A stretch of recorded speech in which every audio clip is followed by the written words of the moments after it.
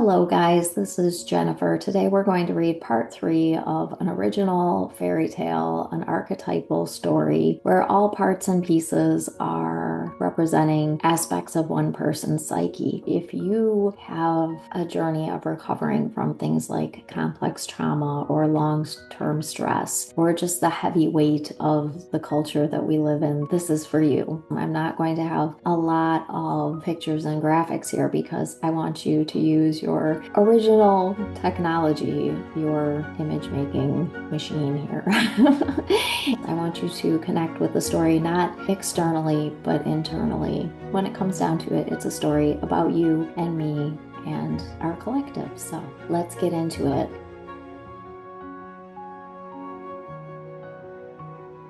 We find ourselves back in the woods. Our heroine and the snake, with the young woman as their reluctant guide, have made their way to the edge of the village and then onto a narrow path where trees intersperse with rocky outcroppings. In time, they come to a sturdy-looking door placed in the rock itself. A heavy bar is across it, along with a sign. Danger. No unauthorized persons. Do not enter under penalty of death. Our heroine's stomach sinks. Don't let this be where my sister has been for all of these years. Tears sting her eyes as she desperately pulls on the heavy bar. Oh, you really shouldn't go in, the young woman protests, having second thoughts about bringing them here. The girl, she is very dangerous. Besides, the gremlins won't let you get close to her. Then I'll rip their heads off. Help me open this door. Our heroine is blazing with anger and frustration. Well, that won't work. Don't you know you can't kill a gremlin? If you chop it in half, it will come back as two. The young woman acts as if this should be common knowledge. Our heroine flashes back to what the mouse said about fear and hate only multiplying the gremlins. Yet the anger pulsing through her body is not driven by fear or hatred of the gremlins or the foolish people who did this. It is a sacred wrath fueled by love. It is the fire that naturally and rightfully arises when something precious must be protected.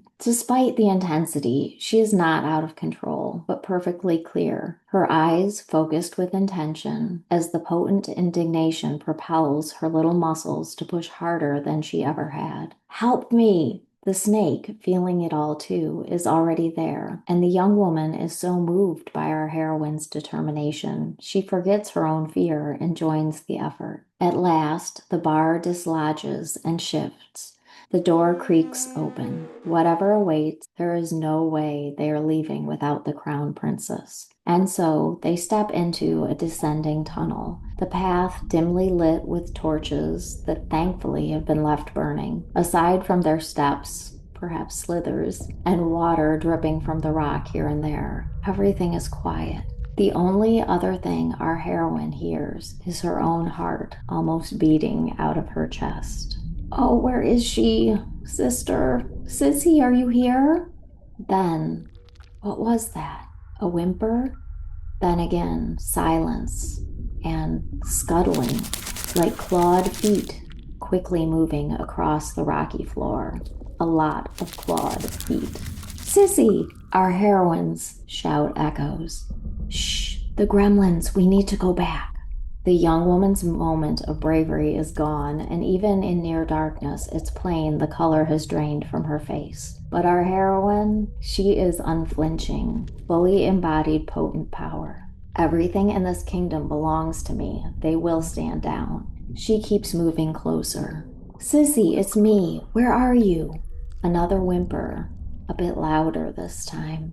They're getting closer. Now the gremlins. What do gremlins look like? Well, just imagine the ugliest little creature you can dream up and make it gross and stinky with big teeth, beady eyes, sharp claws, scaly skin, mangy hair. You'd be close. Maybe not the kind of thing people like to admit exists in their kingdom. Like, no, we don't have any gremlins here. But guess what? Every kingdom has a few. And so we tend to drive them down into the deepest, darkest corners and force them to burrow into caverns, hoping no one will ever see how ugly they are in the light of day. Yet, as hard as we try to hide them, they still manage to wreak havoc. They hear more whimpering. Another step, and oh, why you little?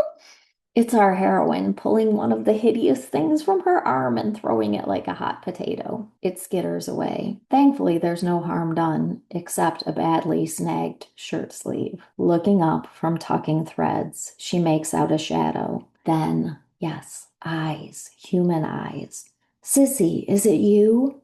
There's no reply. Our heroine runs and drops to where the shadowy figure is, ready to wrap her up in the biggest hug. The bulging eyes shoot her a look of pure terror before cowering under their own little tiny arms wrapped in a ball. The little being is dirty, with matted hair, wearing a ragged sackcloth dress. But there's no question our heroine would know those eyes in any lifetime. It's her, the crown princess. Sissy, Sissy, oh, you poor thing. It's me, your sister. There's still no reply. Then the eyes look up, clear indigo eyes brimming with pain, and a whisper. You left me. No, no, no, I would never leave you on purpose. I'm so sorry. I came as soon as I could. Our heroine knows this is true, but she also knows in some ways no explanation can undo what has happened. And sometimes that is the hardest thing to reconcile, isn't it? The grief and regret when we see the damage done to our kingdom while we were stuck in our own fear and pain. It may be helpful to remember what our heroine says at this moment. I am so sorry. I am here now. I love you. I'm not going anywhere. The ragged princess nods, but she stays crouched and curled against the wall. We must get you out of here. Our heroine reaches for her, but the princess pulls back and shakes her head no. Her eyes are again full of fear. Turning to look for help from her companions, our heroine quickly sees why. They are surrounded by a mass of seething gremlins. Listen, no matter what happens, I will not leave you. I love you so much. She reaches for her sister's hand. But at that moment, the nearest gremlin bolts toward them, bearing teeth and claws. Our heroine snatches it to protect her sister, only to have it sink its teeth into her skin. She screams, but remembering that they don't die, she stops herself just short of trying to break its little neck. She's about to throw it when a strange thing happens. As our heroine stares at the grotesque creature in her bloodied hand, it almost seems to glitch. Like for a split second, it doesn't appear as it is, mangy, scaly, ugly, but as something else entirely. She continues to hold it, loosening her grip. The glitch happens again and again. As she watches the veil of reality seemingly shifting the creature's form, while also feeling her throbbing wounded hand, she remembers what the mouse said after it bit her. The pain is just a messenger. I wonder. Slowly reaching with her other hand, she does a strange thing. She carefully strokes the gremlin's head as if it were nothing but a precious fuzzy kitten. And like a kitten, the gremlin starts to purr. There, little one. It's okay. I'm not going to hurt you. As she does this, the glitching settles, with the creature maintaining the alternate form. Still an odd little thing, but now soft, fuzzy, dare I say cute. The shape-shifted gremlin now does an even more surprising thing. It gently nuzzles the bite marks on our heroine's hand, as if to say, sorry. And as it does, she feels the throbbing subside and the wound becoming warm and tingly. Her skin is healing as magically as the gremlin's transformation. The creature settles back into her palm, peering inquisitively with a tilted head, as if seeking her approval. Thank you, she offers generously, easing it to the ground, while trying to wrap her mind around what has transpired. Looking around, she's a bit disappointed to see the other gremlins still look like gremlins. Some appear calmer, and some are still seething. She racks her brain for what else the messenger might have said. There was something important. You must understand the message of the pain. Yes, that's it. And she thinks she might understand. The gremlins aren't evil. They don't claw and bite and wreak havoc for no reason. They have something to tell us. And so our heroine sits on the ground,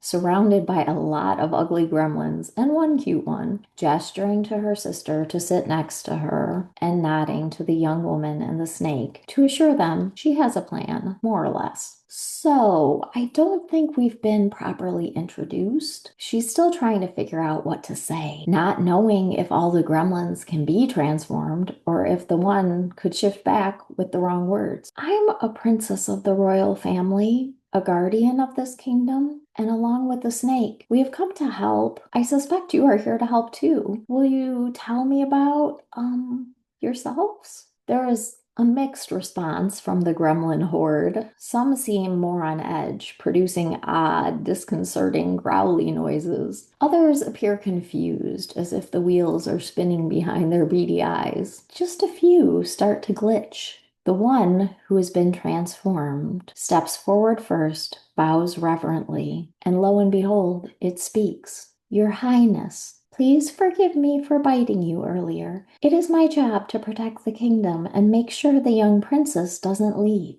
It's for everyone's safety. This has been our job for a very long time. We do what we must, even when it's ugly, even when it hurts.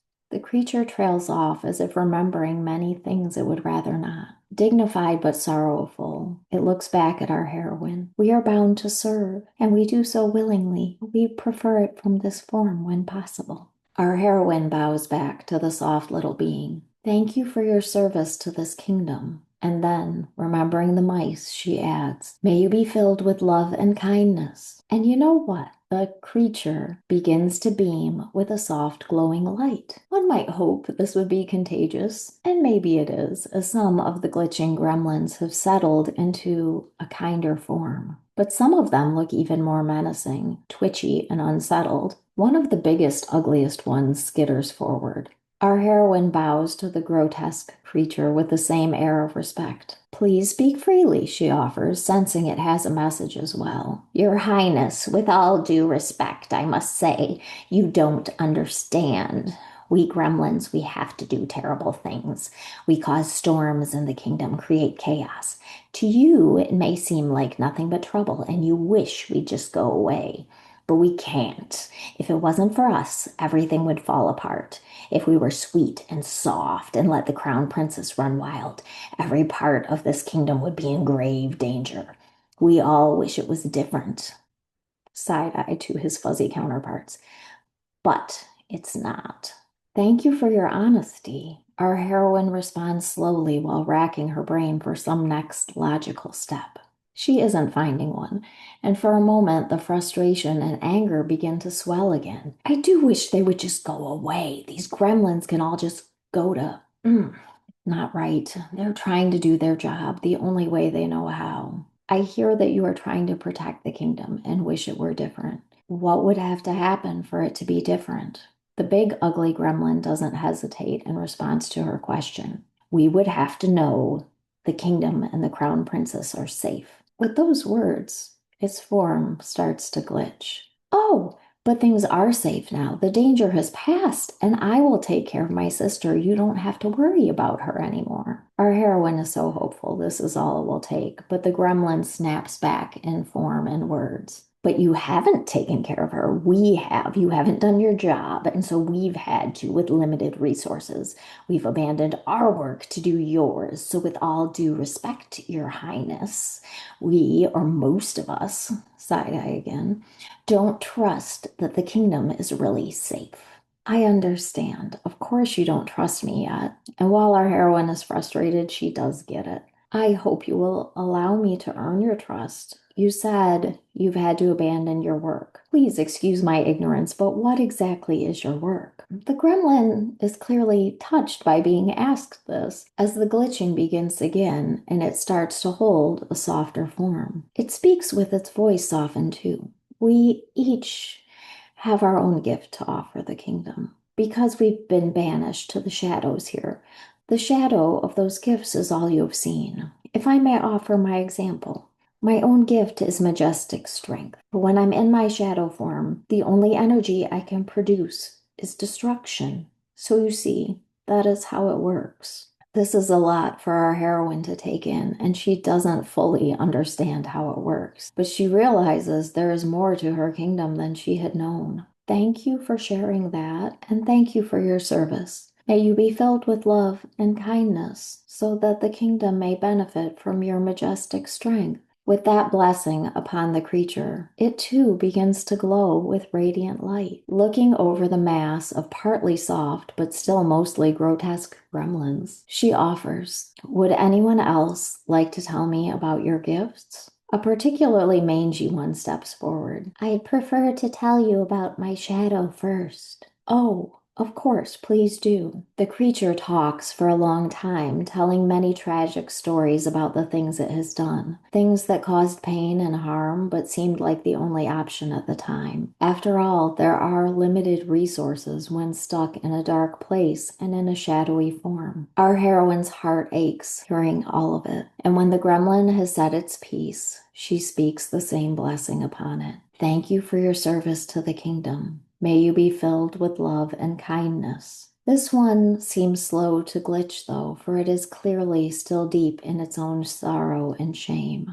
"May I?" offers our heroine, reaching her hands to the mangy creature. It nods, and so she begins to gently pat its head and says again, "May you be filled with love and kindness. May you be filled with love and kindness." A little glitch, so that the kingdom may benefit from, "Will you tell me your gift?" "Transmutation," the gremlin whispers almost sheepishly. "Oh, how magical. So the kingdom may benefit from your power of transmutation." Our heroine and everyone else is truly awestruck as the gremlin fully shifts into a form that is without a doubt beautiful. The manginess is replaced by a soft coat that shimmers with opalescence, colors shifting in the creature's own radiant light.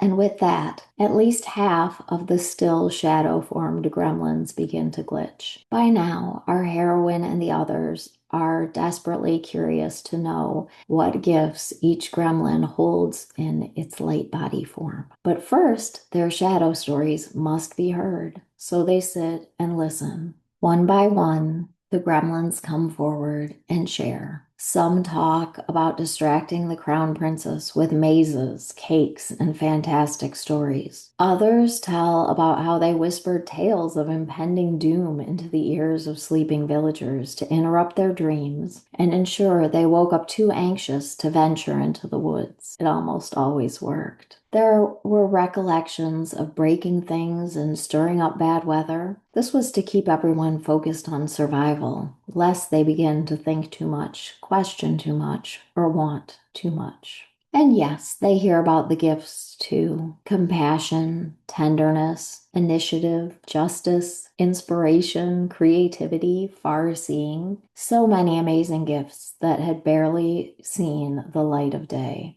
As the creatures take on their softer form, some of them snuggle around the visitors and others attend to the crown princess, fetching rags and water to clean her up, gently untangling her hair. As the last gremlin comes forward, our heroine wonders what her next move should be. Are the transformations going to stick? Will the gremlins let them leave? She doesn't have to wonder for long. This gremlin tells its story, still solidly in shadow form.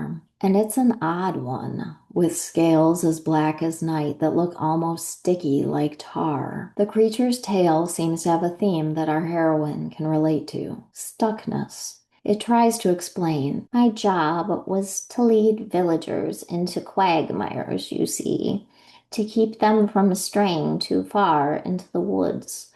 I didn't like leaving them stuck, especially when night fell. I wanted to lift them out so much, but it seemed like the only way." The creature trails off, its black beady eyes staring off into the distance. There is silence, and then it begins to sob. Our heroine moves closer and kneels down next to it. "It sounds like you did the best you could." The creature, unchanged in form, continues to cry. "No, I don't know that I did the best I could. I could have." At that, its words are overwhelmed by sobs again. Some of the other gremlins begin crying too. The young woman from the village also begins to sob loudly. The crown princess also has tears flowing from her eyes as she strokes the soft gremlins that have been snuggled around her crying. The heroine can't help but be overtaken by emotion, and she reaches out her arms to the sticky, tar-scaled creature. Her own tears fall onto its little head. It looks up into her eyes, and there is no glitch, but right where the tears have touched, a fissure appears in the scales, and what looks like liquid light pours out of it, washing over its little body, replacing the icky, sticky tar with a soft coat of radiant, pearlescent fur. It whispers to our heroine, "Thank you. It doesn't hurt so much now. Thank you for your service to this kingdom. May I ask about your gift?" The transformed being takes a deep breath before responding. Transcendence. With that, our heroine draws a deep breath too, understanding what power that gift holds. It is exactly what they need. She reaches out to offer the blessing. May you be filled with love and kindness, so that the entire kingdom may be blessed by the liquid light of transcendence. The creature bows, stating in a voice bolder than it had a moment ago, "And so it is." With that, its form shifts once more, as if it is becoming light itself. And the liquid light that had moments ago cleansed away the tar from its body now seems to pour swiftly from its little feet, sweeping across the floor and then up the walls and the ceiling of the cave, filling every inch of the space with the warm, peaceful glow that everyone feels down to their bones. With that, our heroine knows it is time. She stands up, takes the crown princess's hand, and makes her declaration. It's time to return to the castle. Come, every one of you is needed. And so it is. The crown princess finally returns to where she belongs, the heart of the kingdom, where she will serve as keeper of eternal innocence. And our heroine has now fully stepped into her role as guardian of the kingdom, keeper of the highest path, with the power of the great emerald serpent and the gremlin's gifts of light always at her service. Can we say they lived happily ever after?